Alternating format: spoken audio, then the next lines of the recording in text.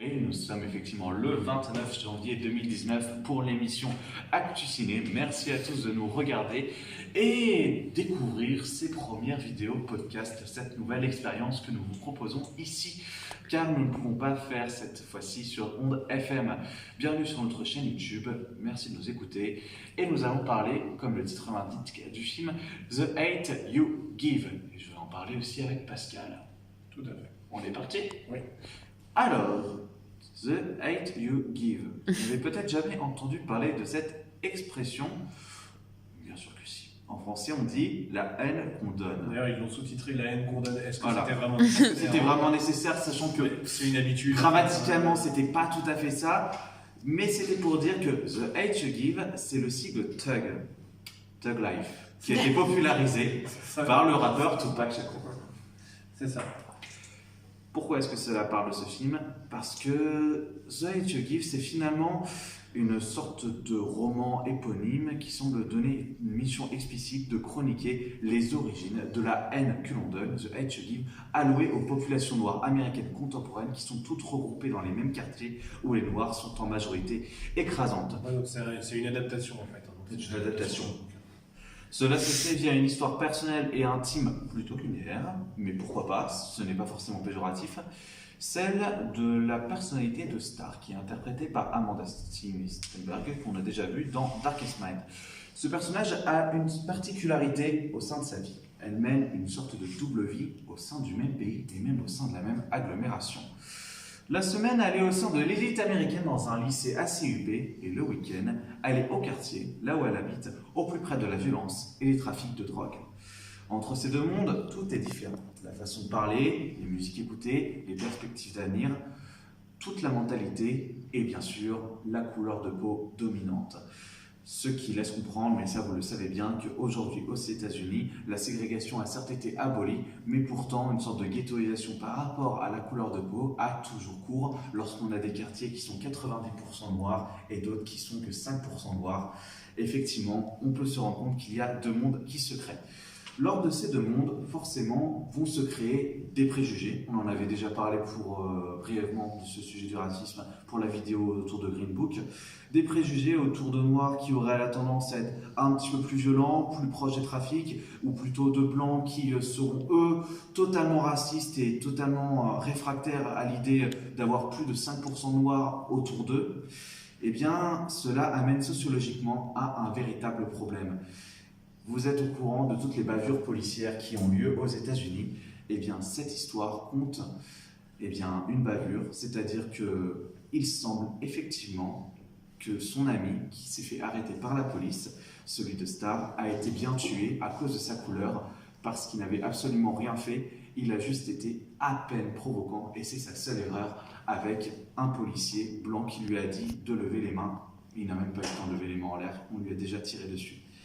En fait, on parlait d'un peu d'effet de mode dans la vidéo de Green Book. Et là, j'ai l'impression aussi que c'est encore.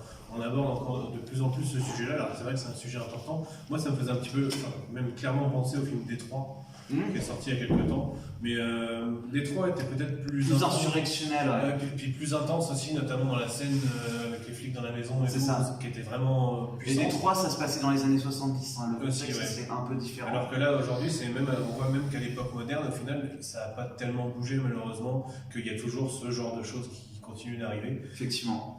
Et donc voilà, c'était un film intéressant aussi, mais d'un autre point de vue, une autre époque, mais en même temps, même sujet. Et ce qui est intéressant, c'est que le film, on va parler de la forme après, hein, mais d'abord on va parler un petit peu du fond, parce qu'il s'est donné une véritable mission, et je pense qu'il l'a traité de façon assez claire, et assez intéressante, et assez judicieuse. C'est que, en fait, il n'y a pas besoin d'avoir une couleur de peau définie pour être raciste d'une autre couleur de peau. C'est-à-dire que tu peux tout à fait être noir et considérer que les personnes noires ont un potentiel plus dangereux que les personnes blanches, et ça c'est très bien expliqué par un des personnages de la série, et réciproquement, ça a déjà été montré. Comme si finalement on se rend compte qu'aujourd'hui la stupidité la plus forte, c'est lorsque... Je vais faire un parallèle qui va être peut-être un peu déroutant, mais je pense qu'il est plutôt intéressant.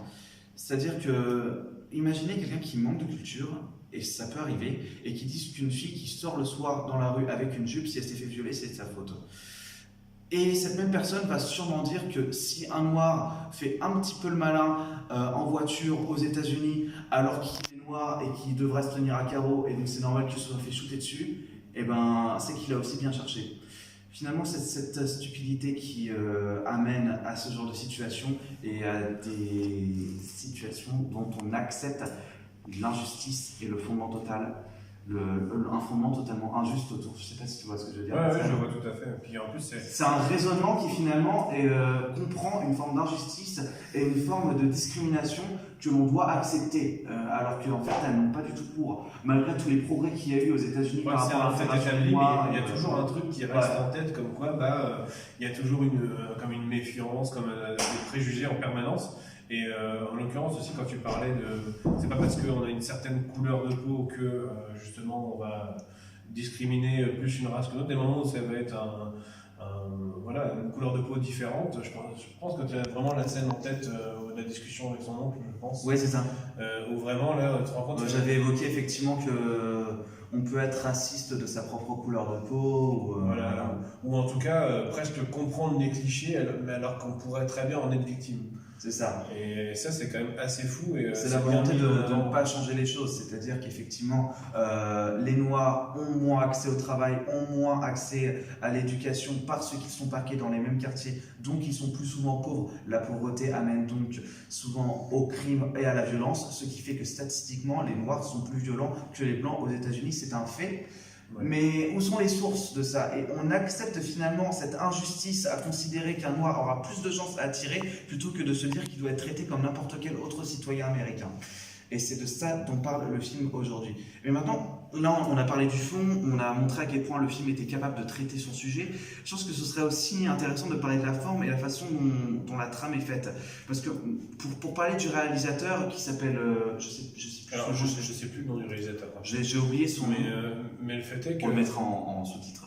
Il avait déjà fait un film sur Notorious Big qui n'avait pas très bien marché et c'était pas non plus un réalisateur extrêmement fort. Sa patte est assez académique dans le sens un peu teenage du terme. Mais je trouve que finalement, là, il a eu un petit coup de génie sur le fond parce qu'on pourrait pas comparer ça avec quelque chose un peu superficiel. C'est un point de vue jeune et en même temps familial aussi. C'est ça. La sphère familiale montre aussi que c'est pas parce que spécialement on est dans un univers stable, même si quand même le père il a un passif assez il est passé par la case prison et compagnie, mais pas nécessairement parce que oui, il a quand même des choses à se reprocher, mais en même temps ça lui a servi de leçon et ça lui a permis de construire une famille vraiment très très soudée et en même temps instruite et qui justement essaye de pas subir. Donc on est toujours sur le fond. Hein, ouais, un petit peu, on est au final un petit peu obligé parce que pour parler de ce sujet, il a mis en scène une famille très stable globalement, pour montrer que c'est pas parce qu'il y a une stabilité familiale que nécessairement après il va pas y avoir de problème quand même. Moi j'étais plutôt sur la trame, la façon dont il a filmé et ce petit côté réalisation teenage movie. Parce que ça, on peut le pressentir dans le film. Donc ça peut être dérangeant parce qu'on pourrait considérer que ce genre de... Je n'ai pas tellement ressenti ça, moi, mais... Moi, je l'ai ressenti parce que ça fait pas... vous le remarquerez, ça fait pas genre cinéma noble, cinéma d'auteur, mais ça ne pose aucun problème parce que, en fait, c'est cousu de fil blanc dans la réalisation. Mais ça pose pas de problème parce qu'on est à travers les yeux d'une gamine au lycée, une gamine de 17-18 ans. Donc pourquoi pas accepter ces codes de réalisation, accepter ces codes de trame et pouvoir faire passer, si on peut faire passer un message intéressant et parfois assez compliqué à faire comprendre tellement il y a une hystérie autour de ça, moi je pense que le film reste intéressant et reste louable. Ça fait partie. On avait déjà parlé un petit peu de ce genre de film où parce qu'il y a un sujet fort, forcément il n'y a pas spécialement besoin d'une réalisation incroyable derrière, parce qu'on s'attarde surtout sur le sujet et pas sur la réalisation. Et là, en l'occurrence, c'est peut-être encore une fois un petit peu le cas. Heureusement qu'il y a un sujet fort pour ensuite, après la réalisation, elle ne sert pas spécialement le propos, c'est plutôt... Il y a une patte que l'on connaît, qui vous est familière et qui est loin d'être celle des parties pré-artistiques. Voilà, il n'y a pas spécialement d'audace dans la réalisation ou quoi, c'est... Exactement. En tout cas, moi je peux conseiller ce film malgré sa durée parce qu'on ne s'ennuie pas. Le film est assez juste, il est assez plaisant et Moi, je trouve que lorsqu'on traite des sujets de façon avec un recul assez certain, sans pour autant passer pour des bénis oui-oui, au message simple, le racisme c'est mal, parce qu'on n'est pas du tout Non, là-dedans. on n'est pas là-dedans. C'est une analyse assez claire d'un sujet extrêmement grave et sociologiquement assez compliqué à expliquer. Et quoi de mieux qu'une jolie fiction pour pouvoir mettre en exergue les problèmes sociaux, notamment dans le grand pays des États-Unis. Et puis c'est un petit peu, j'ai l'impression qu'il a voulu aussi mettre en scène un genre de coup de gueule de la jeunesse, comme quoi ça vaut, voilà, ça évolue pas assez et que maintenant il faut vraiment faire quelque chose. Et on sent vraiment, surtout vers la fin, la rage de la protagoniste, qui est vraiment. Enfin, voilà, c'est très bien interprété en tout cas. Sur les jeux d'acteurs et tout, il y a vraiment rien à reprocher. Moi, je vous conseille d'aller le voir en Je VO parce conseille qu'il y a un parler américain des quartiers qui Ouais, qui est pas transposable je l'ai au vu, parler, ouais. mais c'est pas très grave. Mais après, je vous conseille quand même la VO. évidemment. Ouais, évidemment. En tout cas, voilà pour le film Thug, The Hate You Give. Vous connaîtrez donc maintenant d'où vient cette expression et pour certains d'entre vous, arrêterez de l'utiliser à tort et à travers parce que ça n'a aucun sens. Ouais, parce que c'est devenu un petit peu un même internet. Exactement. Voilà, les petites lunettes, etc. Tout le monde connaît. Merci à tous de nous avoir écoutés. On vous conseille ce film. Merci de nous avoir regardés, d'avoir mis un petit clic sur cette vidéo. Nous vous proposons d'aller mettre un j'aime, d'aller la partager en masse. Nous avons donc parlé de plusieurs films ici pour cette version exceptionnelle d'Actu Ciné. On vous a fait aussi une vidéo sur La Mule, une vidéo sur Green Book. On vous a fait aussi les Ciné News hebdomadaires. On a essayé de reprendre un petit peu point par point les chroniques qui font en fait l'émission de 2 heures d'Actu Ciné qui était diffusée en FM de 18h à 20h. Malheureusement, c'était pas possible cette semaine. Ce que je vous conseille, c'est vraiment de suivre notre page car il va y avoir une véritable évolution. Il y aura des surprises, il y aura des places de cinéma à gagner. Suivez notre page et puis continuez à nous soutenir, ça nous fait vraiment plaisir. Et bien, je vous souhaite une excellente soirée à tous. Bonne soirée. Bonne soirée, allez voir les autres vidéos, La Mule, Green Book et les Ciné News. Salut à tous.